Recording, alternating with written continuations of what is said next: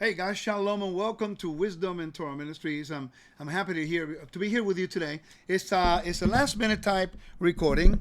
Not last minute. I was planning to do this already from Friday, but I've been on the road. I was in Louisiana and just got home late last night or yesterday, and I wanted to address the latest event that's happening right now that our eyes have witnessed, which is the appearance of 5 red heifers in Israel, taken from Texas over to the land of Israel. Now there are candidates for possible para aduma, red heifers. Now, please understand the red heifer is a topic dear to me because I remember back in 2001 and 2 when I was developing the red heifer, a teaching that I've done a long time ago. I recorded it in 2004 and 5, and I've been studying that topic for a long time.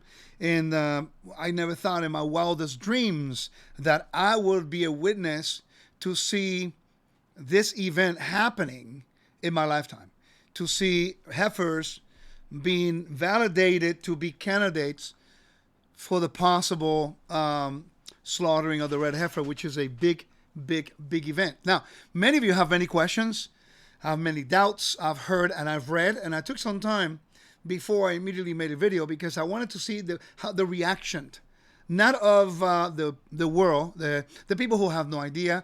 They probably don't know anything about it.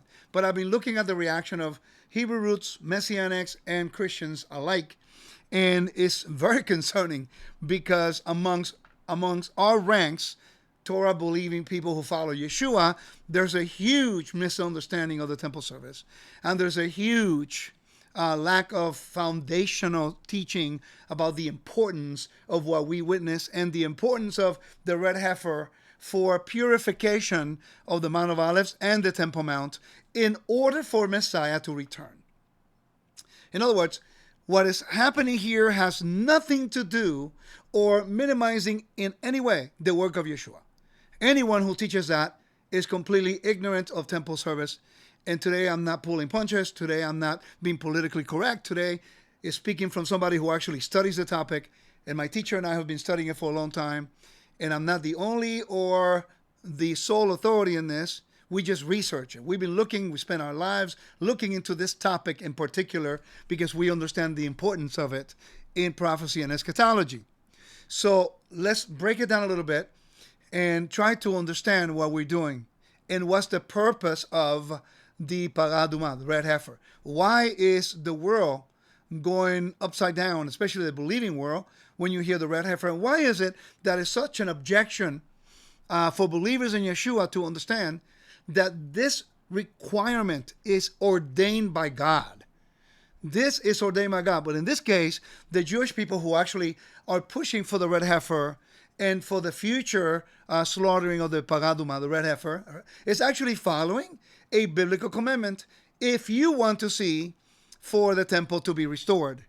And by the way, when God comes back to the earth, the Bible tells us in the book of Revelation that God will return to the earth and his tabernacle or his dwelling place, okay, it will be amongst the earth.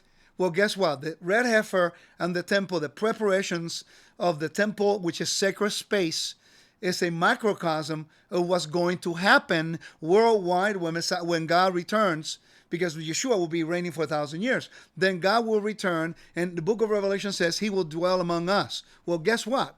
The book of Revelation chapter 21 says death will be defeated. In other words, death will be no more. No more chaos. For Revelation 21 verse 1 through 4.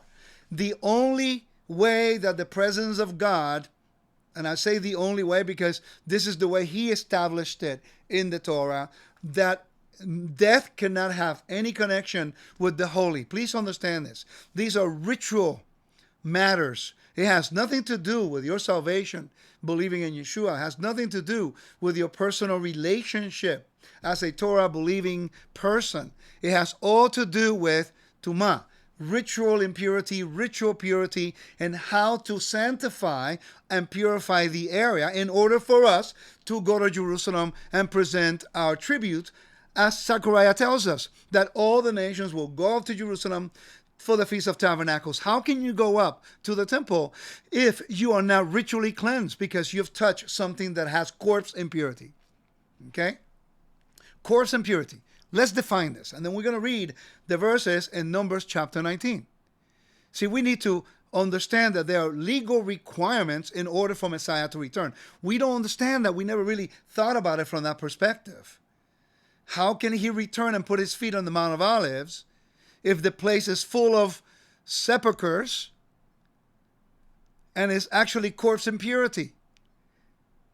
This is part of the requirement and procedure of purification in order for the temple to be reestablished. All these things need to happen. So we do know that the beginning of the Great Tribulation is when the altar, the Mizbeach, is going to be profane. It's going to be defiled.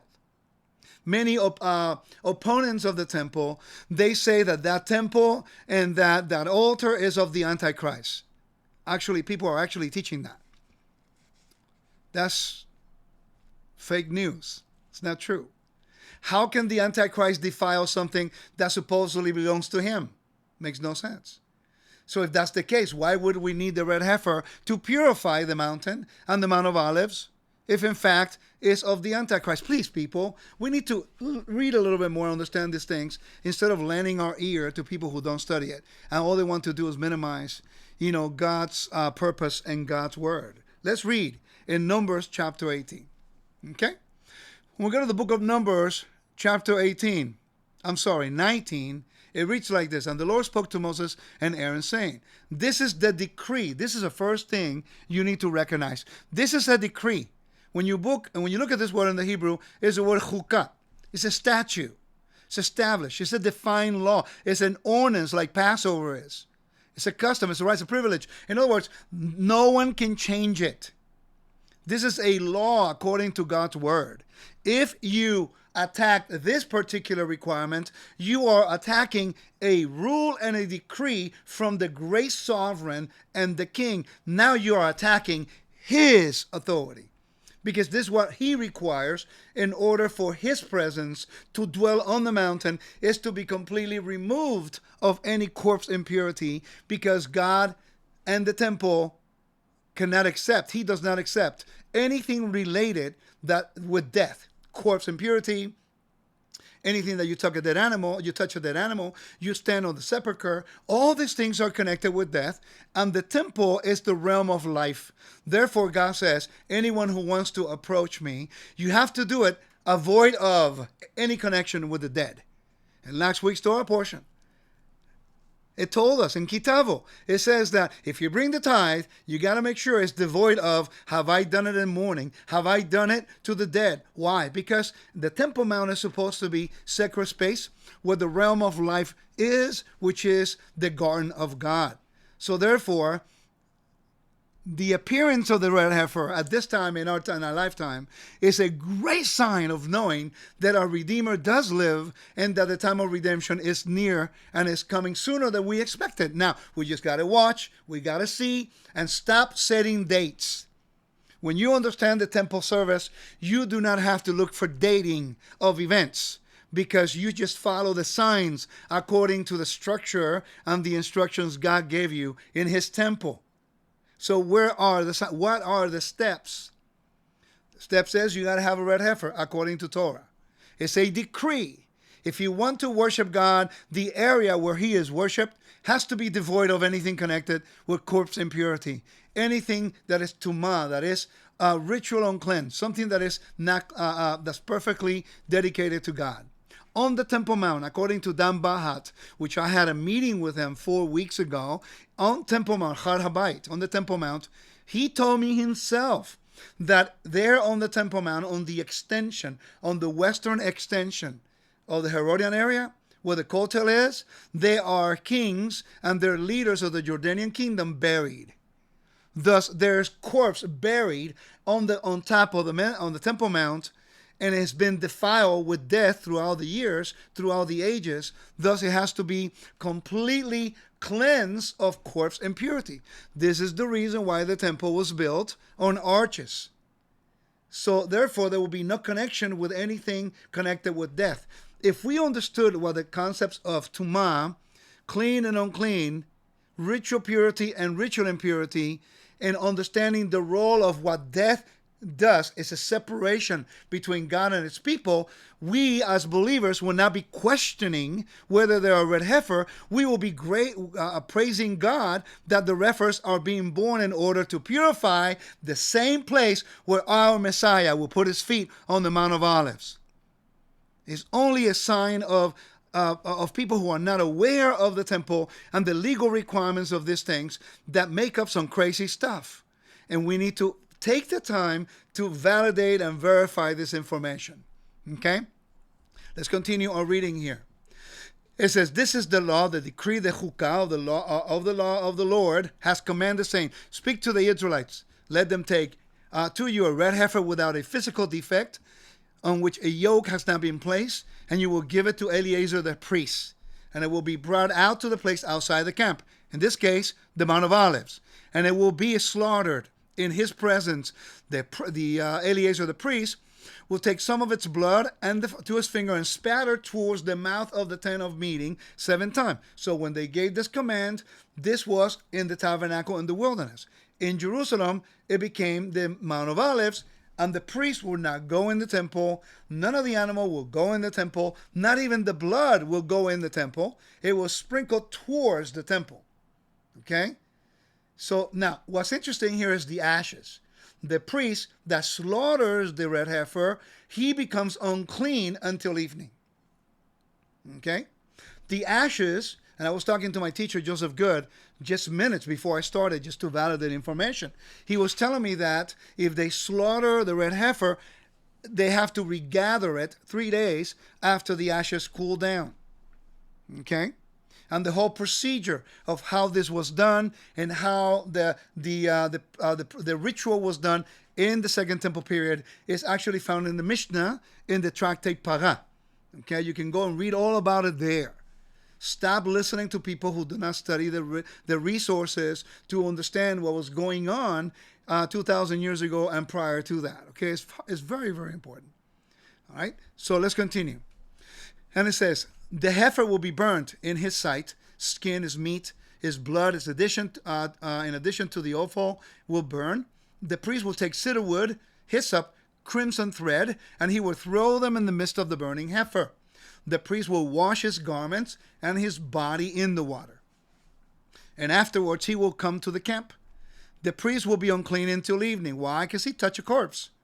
He slaughtered and he became dead. In this case, outside the camp. Okay, the one who burns it will wash his garment and his body in water. He will be unclean until evening. That is ritual purity. He didn't sin. He didn't do anything wrong. He is carrying out a commandment, but because he did it outside the camp, and he slaughtered the animal outside the realm of life, which is not the temple, it's the Mount of Olives, then he is unclean until evening. He's fine. Okay? It says, the one who burns it will wash his garments and his body in water. He will be unclean until evening. A clean man will gather the ashes of the heifer, and he will put them in a clean place outside the camp. In a clean place outside the camp. The ashes were kept in 3 different places. 1, in the at the entrance of the court of the women in the temple, on the southeastern side of the gate entering the court of the women, then in the Mount of Olives, and then in the Levitical cities. Okay, so they have to be, because people will touch a corpse and they will go to Levitical city and they will be cleansed by a priest. All these things were there. Okay, all right. A clean man will gather the ashes of the heifer, and he will put it in the clean place outside the camp. It will be for the community of the Israelites. Now, I want you to pay attention. This is what the purpose is of the red heifer. It has nothing to do with minimizing what Yeshua did for us. It has all to do with how do we prepare sacred space, God's sacred space, his temple. Okay? All right. So, the one who gathers the ashes and the red heifer, and the heifer will wash his garment. I already read that. I'm sorry. In verse 11, the one who touches a corpse of any person, okay, any human person, will be unclean for 7 days. He will purify himself on the 3rd, and on the 7th day he will be cleansed. If he does not purify himself on the 3rd day, he will not be clean on the 7th day. Anyone who touches a corpse the person of a human being who died does not purify himself, defiles the tabernacle of the Lord, and that person will be cut off from Israel because the waters of impurity were not sprinkled on him.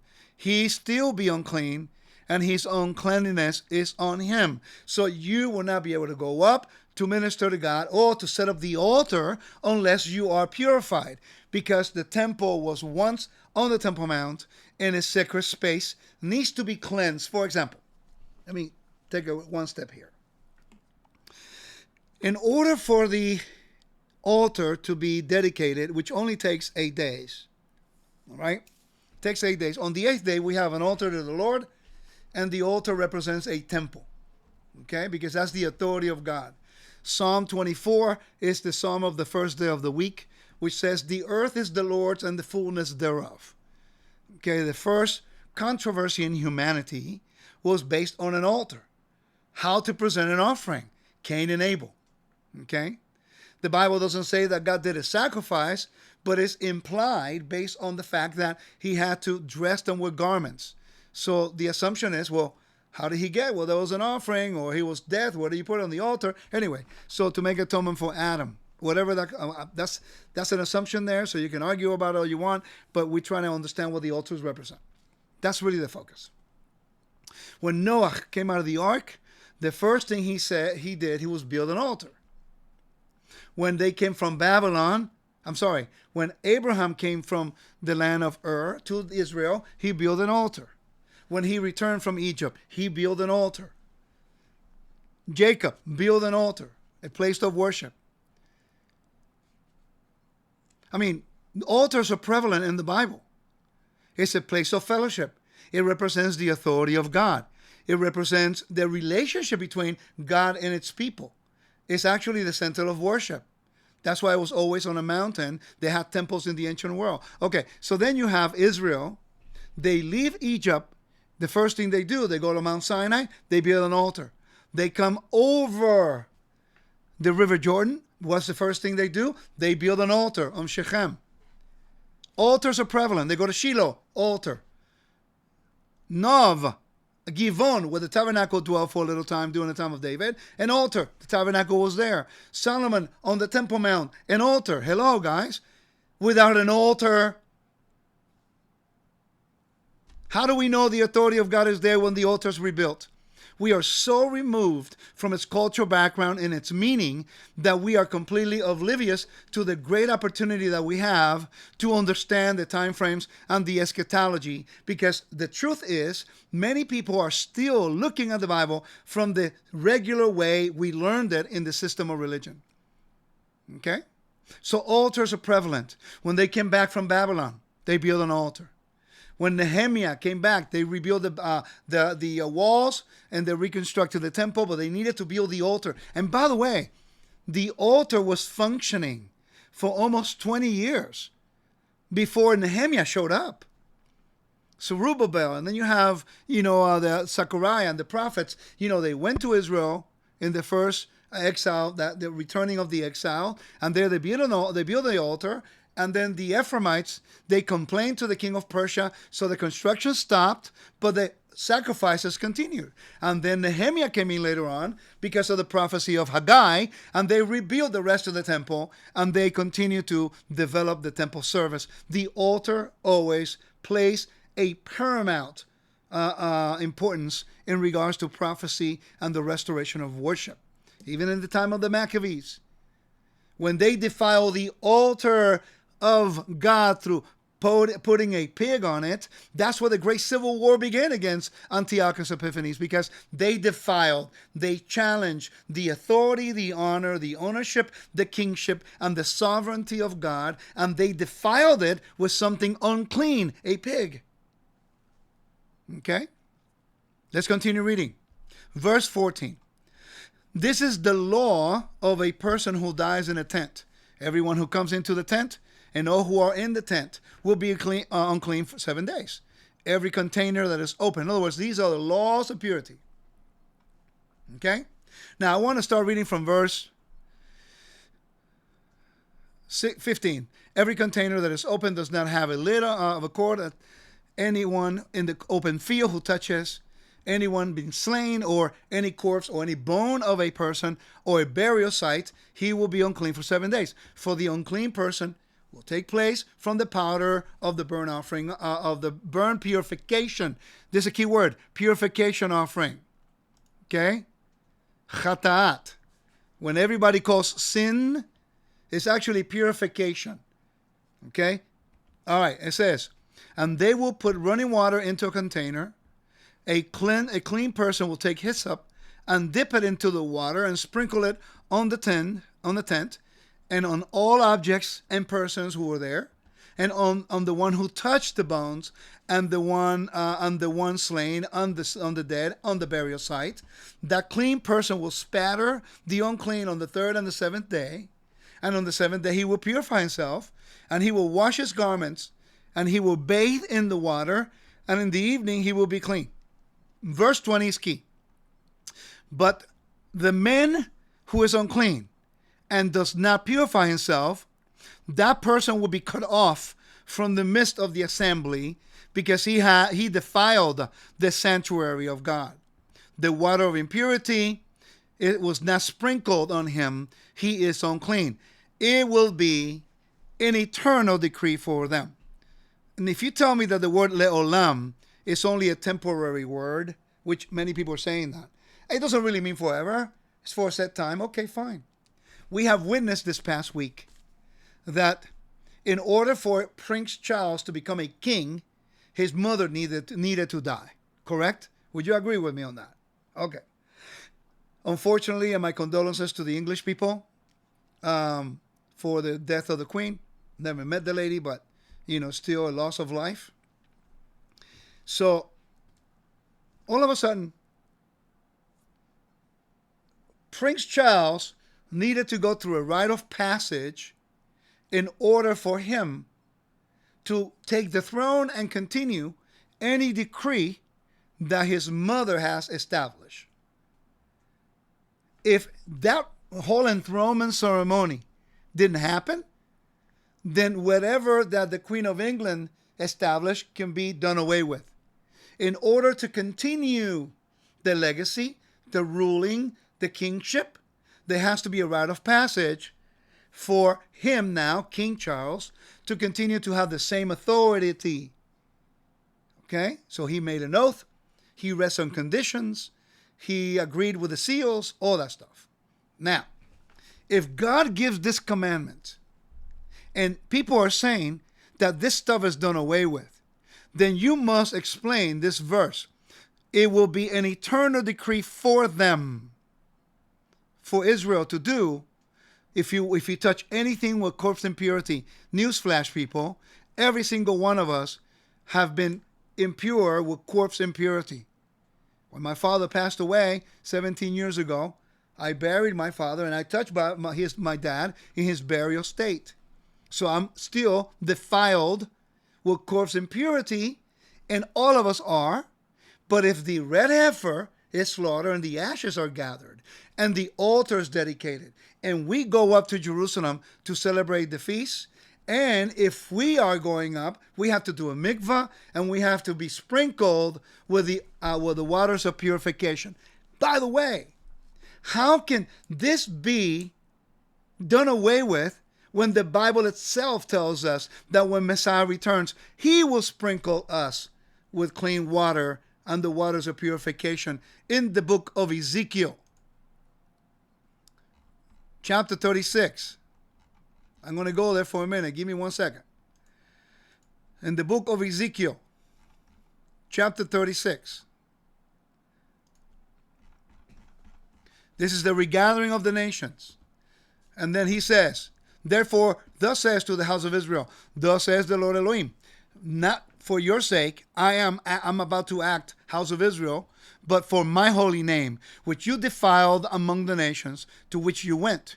And I will consecrate my great name, which was profane among the nations, and which you have profaned in the midst of them. And I remind you guys, when you speak against the temple, the altar, the priesthood, and the red heifer, which is a commandment and a decree, you by default profaning God's name, because he swore he will restore Israel. And in order for him to restore Israel, his sacred space needs to be restored, because his sacred space is the garden. His sacred space is his throne. His sacred space is the temple. How then can we go up and render honor to our king if it's defiled by corpse impurity, when obviously corpse impurity is not allowed in the temple? All right? I will take you from the nations. I will gather you from all the lands, and I will bring you to your land. And I will sprinkle on you pure water, and you will be cleansed from all of your uncleanness. And I will cleanse you from all your idols. Okay, so Rico, how do you know this has to do with a red heifer? Because of the word uncleanliness. When you highlight this and you look at it in the Hebrew, is the Hebrew word tumah, which means state of ceremonial uncleanness. That means that you touch anything that is not holy. In this case, corpse impurity. And here are the references. I'm reading now from the Hebrew and Aramaic lexicon of the Old Testament, HALO, and this is probably one of the best resources you can find on the Hebrew language. When you look it up, the references are always in connection with dead uncleanness. When he touches a human uncleanness, namely any uncleanness by which he may become unclean. Okay? If you look it up, even Numbers 19:13, anyone who touches a corpse. All the verses, Ezekiel 36, verse 25, verse 29, and I will save you from all your uncleanness, and I will call the grain, and I will cause it to increase, and I will not bring famine upon you. So the word tumah is in reference to anything that is unclean, anything that's connected, shed of blood, or anything that is connected with death. So this is how you know that Ezekiel chapter 36, verse 25 is connected with the red heifer. It's for purification. Some people, they touch something dead of itself, or a death course, someone died in your family. You didn't do anything wrong. Death is part of the process and the cycle of life. But then if you want to go worship God in his temple, you could not go in the state of uncleanness. You have to be cleansed. How did God do it? He says, just be sprinkled with the waters of purification, which carry the ashes of the red heifer. So is this an abomination? How can it be when its purpose is to make you cleanse in order for you to present yourself before the king? Many people are saying this. Oh, this is an abomination. Are those heifers an abomination? Only to those who don't study, who do not understand the difference between what Yeshua came to do for us. And you know what Yeshua came to do? He sanctified, or he purified, and that's the whole idea of the book of Hebrews, is using the metaphor of Yeshua as a type of a red heifer, in which through him now we are purified to enter into the kingdom, which is sacred space. In order for God himself, the creator of heaven and earth, in order for him to dwell on the earth, like the book of Revelation says, death must be defeated. 1 Corinthians 15, verse 20-28. 2 Timothy chapter 1, verse 8 to 10. He has defeated death. For Revelation chapter 21, verse 1 through 4. Death will be defeated. Thus now God will be able to dwell on the earth. So the whole millennial reign is to prepare the earth to welcome God as the only sovereign. This is an eternal decree. Remember what I told you earlier? In order for Prince Charles to become King Charles, his mother passed away. So if you say that the red heifer is not needed today, or that the priesthood is not needed today, or that the offerings or the temple is not needed today, those were decrees by God himself. You are saying that the creator of heaven and earth is dead because he made a decree and he renewed it through Yeshua the Messiah. That's the purpose of the death and resurrection, covenantal renewal. Not to do away with the Torah, but to restore the Torah and the right understanding of it. And this particular thing that we see and that we witness, people are just giving you 2 or 3 minutes on it and trying to make you understand with opinions about what it means. Guys, we got plenty of verses in the Bible. We got plenty of important events in the Bible that tells us the importance of corpse impurity are not allowed in the temple.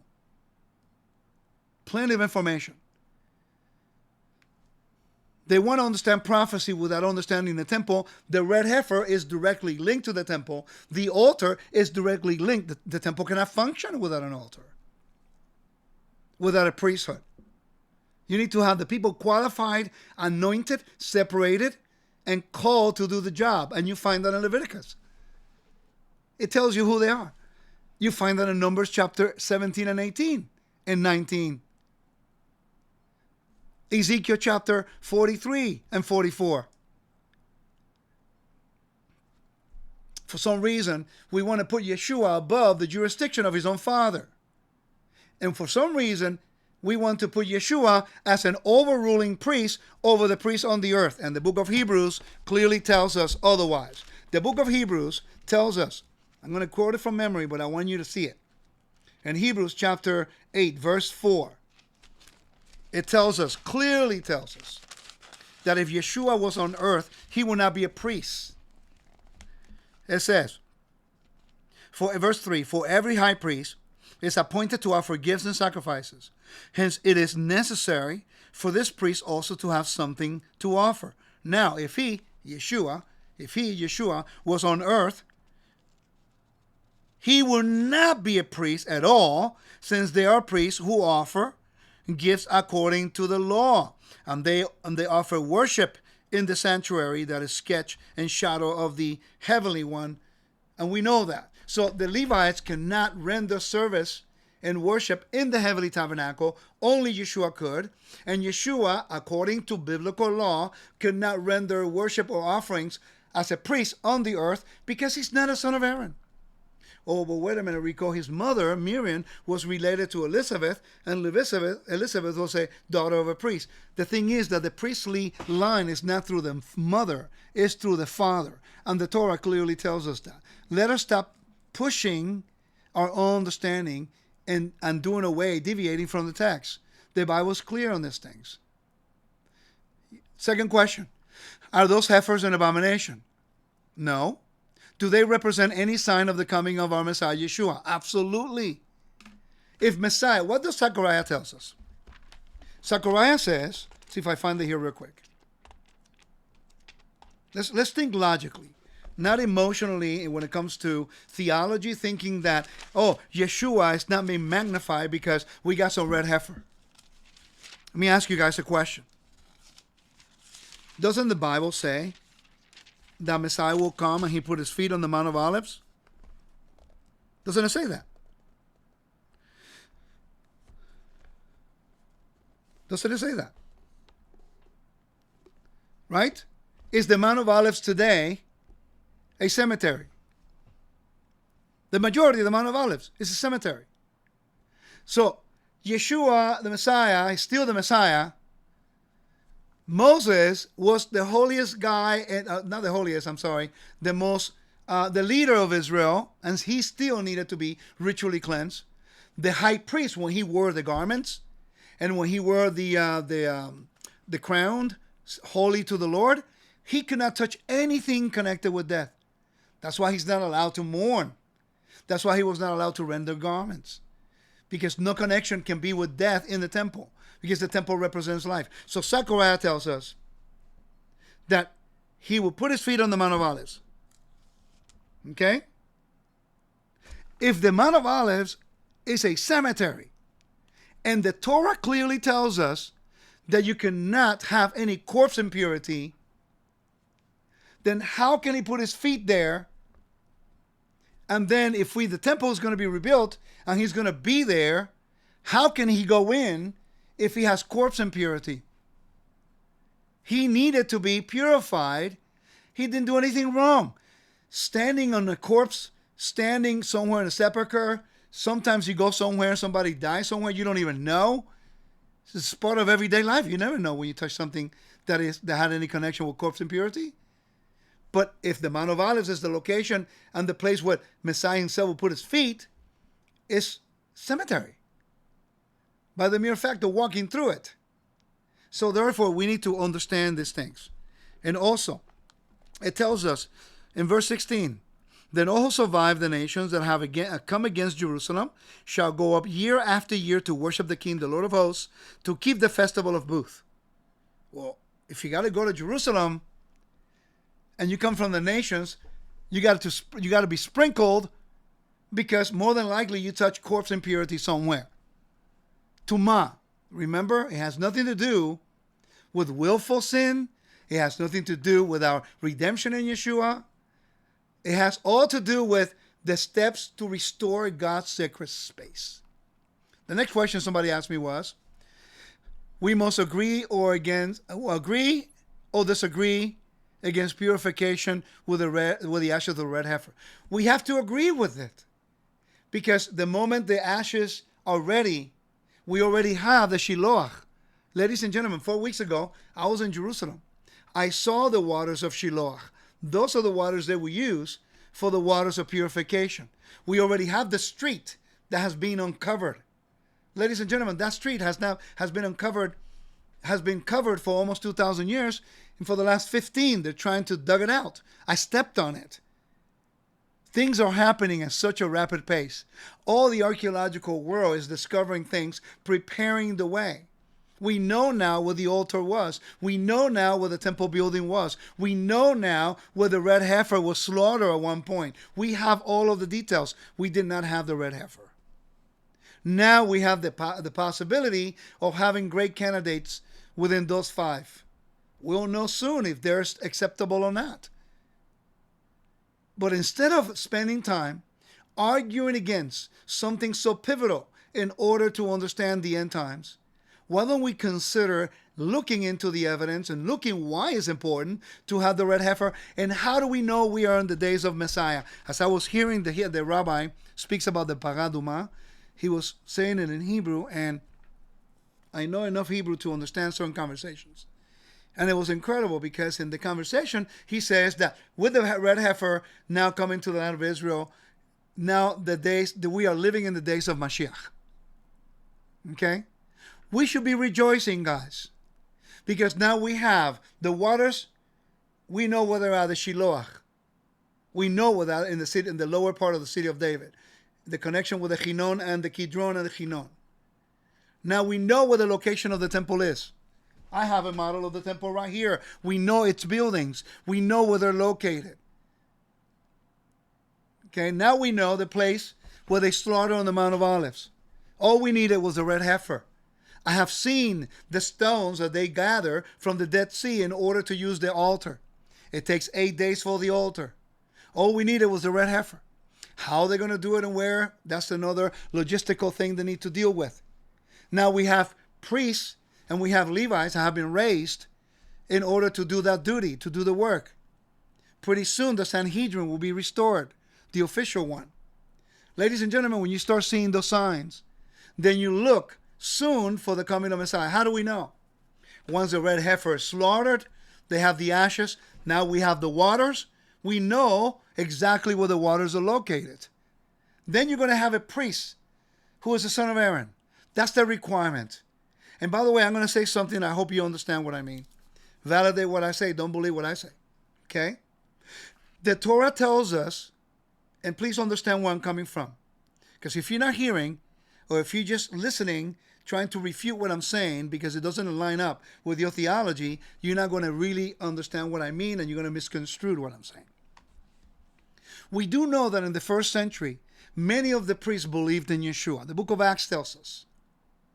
But the requirement for the priests to do their service in the Torah, when you go back to the book of Leviticus, the book of Numbers, even in Ezekiel, for them to do their office, their job, it is not a requirement for them to believe in Yeshua in order for them to do their job that God himself anointed, consecrated, and separated for them as an inheritance with his covenant of salt. Numbers chapter 18.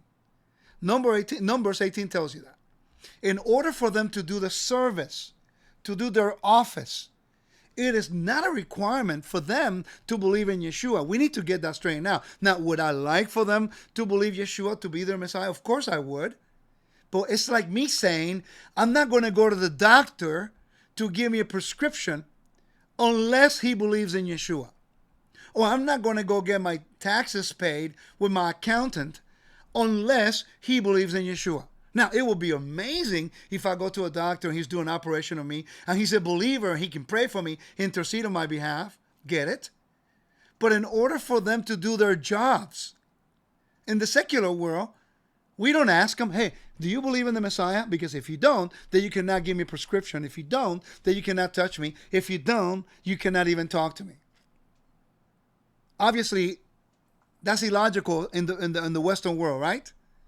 So how come we doing that with the Torah then? We keep saying, well, if they don't believe in Yeshua, that's an abomination. Really? How come it doesn't say that in the book of Numbers in order for them to do the office, to do their job? The same is for the king of Israel. Okay, so with that being said, okay, how about then when they have the ashes, when they slaughter the animal? It takes 3 days, it cools down, they gather them, they're going to have a Sanhedrin, they're going to have a priest. Okay, remember the high priest does not have to slaughter the red heifer. It can be another priest. Okay, all right. So then they take that, they get the waters, but in order for the Temple Mount to be purified, they need to basically take everything out. Because the Torah tells us that trees are not allowed on the Temple Mount. There's plenty of trees.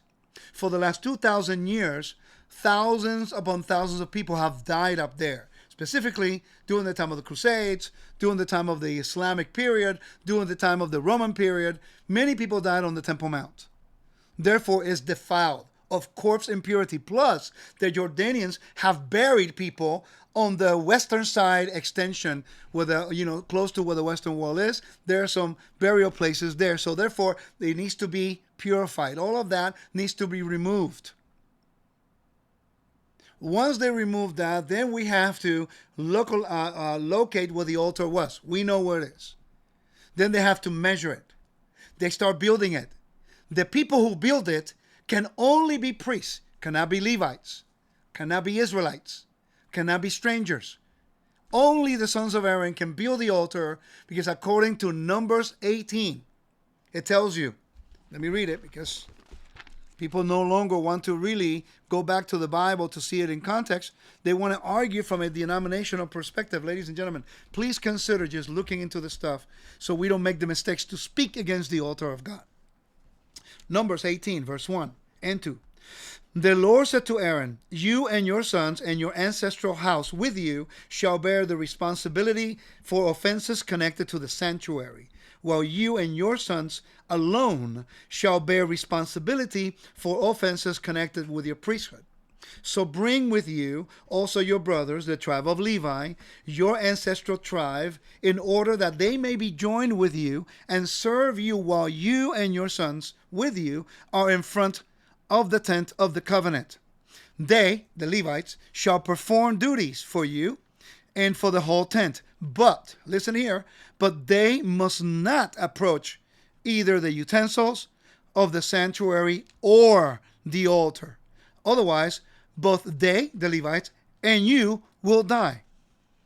So therefore, the requirement is that only the sons of Aaron can build the altar.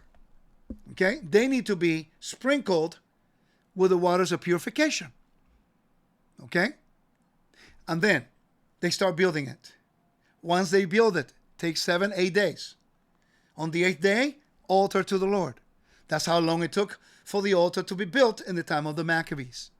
Okay? That's why we have the 8 days. And the 9th one is the one lighting the other ones. Okay? All right.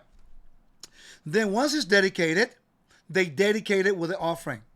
They sing psalms. The earth is the Lord's and the fullness thereof.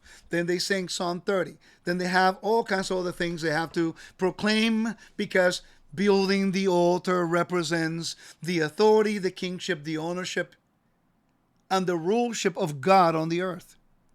That's the reason the anti-Messiah will come, try to defile the altar. Defiling it how? By stopping its service, the tamid, the offering, the morning, or the fire that's there. Okay, the tamid says this in Daniel. When you stop the service, then it defiles, it challenges the authority of God.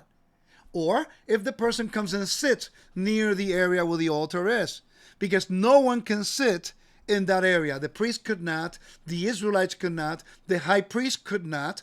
Only a king of the line of David could sit in the court of the women, in the court of Israel, or during the time of the reading of the Torah, can sit in the court of the women, as far as I understand, as I was reading. So only the king of the line of David can sit. Why? Because God chose the prince of David to become his king. Now he can sit on the earthly throne on behalf of God. We see that in Ezekiel. When we go to Ezekiel chapter 43, I want us to look at this, and I'm going to read verse 6. Actually, let me read verse 4. Remember, people are saying that the altar is of the Antichrist. We're going to read the prophecy here. It says, "And the glory of the Lord, the glory of God, came to the temple by the way of the gate facing east. And the Spirit lifted me, and it brought me to the inner courtyard and say, look, the glory of the Lord filled the temple." Wait a minute. How can the glory of God fill the temple that has been defiled by the Antichrist? Doesn't make any sense. Okay? "And I heard someone speaking to me from the house. And a man was standing beside me, and he said to me, Son of man, this is the place of my throne, and the place for the soles of my feet, where I will dwell in the midst of the Israelites to eternity. And they, the house of Israel, they and their kings will not again defile my holy name with their fornications and with their offerings for the dead." And you see, offerings for the dead defile the space on their high places. "When they place their threshold with my threshold, their door frame beside my door frame, and the wall was between me and them." Okay? So therefore is the throne of God. So a king of David is a prince of God, as 1 King says. But he is a king to Israel. And God gave them the anointing to be there so they can sit, because they are the image of this God on the earth. And they're sitting on his throne on the earth, just like King Charles will sit on the throne of his mother. The difference is that the God that we serve, the Almighty Elohim, he lives forever. He's the king of the universe. And he has set out his son, his image, the image of the invisible God, the imprint of his glory, according to Hebrews 1:3, representation of his glory, to sit on the throne on the earth, to rule on his behalf, to bring authority to all nations, so that everyone will know that the God of Israel is the one true God. So therefore, he can sit on the throne. But if the Antichrist is not of the line of David, he does not have the authority to sit on the throne. And if he sits, as Thessalonians says, and then the altar is defiled, that's the beginning of the Great Tribulation. So how important is the ashes of the red heifer? It sets the whole motion for the coming of Messiah to return. Because the moment the red heifer is slaughtered, gather the ashes, and they prepare the waters of purification, and they purify. How that's going to happen on the Temple Mount, I do not know. Something has to happen that will give the authority to the Israelites of the Temple Mount for everything to begin. I'm not going to speculate on that. I'm not going to go into it. I'm not going to set dates. I don't know when that's going to happen. And honestly, I don't care about date setting. I'm looking for the signs. I'm looking for the biblical evidence that lines up with the temple. If anyone teaches you about prophecy and they're not lining up with the way it was done here, just find somebody else to listen to, because they're going to take it completely out of context. So we need the ashes. We got the candidates, the 5 red heifers. The days of the beginning of the tribulation are near. Why is that important? I'll tell you in a minute. 2, we have priests that need to be selected. They have been in training for many years already. 3, we need the stones of the altar. We already collected those stones a while back. We need to know the location of the temple. Joseph Good, myself, and others in Israel, we know where the location of the temple was. Within inches, we know where it was. We know with the altar. I proposed to Dan Baja when I met with him. Say, have you considered the altar being in this location here? He goes, wow, that really makes sense. That's interesting. He didn't say yes or agreed, but it opened to his mind. He said, I didn't think about it. Yes, it makes sense. He didn't say he was agreeing with me, but at least he thought about it. So we got now the location of the temple. We have the ashes. We have Sanhedrin Council. I think they have one, but it needs to be legalized that they have the sole authority in governmental judicial matters. Then once you have that, you have a high priest. Then once that happens, the altar is built. Once the altar is built and they purify the Temple Mount, devoid of trees and sepulchres, and has been purified, then the altar has to be built. Once the altar is built, they put an offering there. Once the offering is there, the tamid, then is a dedicated throne to God. Now the enemy will show up to defile it. The moment the enemy shows up, then you start counting the days of the prophecies, and we will know then without a shadow of a doubt when Messiah's return. He will not leave us in darkness. He would always give us a sign to know where we're at. And it's not by people pretending to be prophets, setting kind of crazy dates and speculating. If we follow the blueprint that he has given us, then we will see the signs and we can prepare accordingly. We don't have to guess. We can just say, okay, I don't know the dates or the hour. I know the season. So therefore now, what are the steps? What are the steps? We need to study these out. We live on exciting times and amazing days. And instead, people are arguing against the validity of something that is a decree from the creator of heaven and earth, that God himself has authorized it with the people that he has consecrated and dedicated and given the authority to do that job on the earth. We should be rejoicing because our redemption is near. Especially those within the Hebrew roots of Messianic movement. The fact that I see comments minimizing this, it shows that we are not being taught. And I pray you consider just going over and looking at the information over. Just study it out. Don't be quick to judge. Why are these things happening today? We are the generation. And I saw those 5 heifers on that video. My eyes have beheld one of the steps, because my feet stood 4 weeks ago in one of the other steps. I walked to Hezekiah's tunnel. That's where the waters from the Gihon come from for the Shiloach. That's another step. I saw the stones that were used for the altar. That's another step. I've seen where the altar will be on the Temple Mount. That's another step. I've talked to people who are saying that the Sanhedrin is about to be restored. That's another step. They told me they have the high priest already selected. That's another step. Ladies and gentlemen, we are that generation that quite possibly can see Messiah in the clouds of heaven. So instead of us arguing and pinpointing fingers at what may not be, there's a reason why these things are happening in our lifetime. I think the responsible thing will be, let us look into this. Let us be quick to study and slow to criticize something that we may not know about. Give us an opportunity to share what we have found with you biblically and see where the information and when the evidence stands. Amen? May the Lord bless you and keep you guys. Don't believe what I say. Go back and look it up. But if anybody keeps saying that this is of the Antichrist and that an altar is an abomination, are you sure you want to take that battle?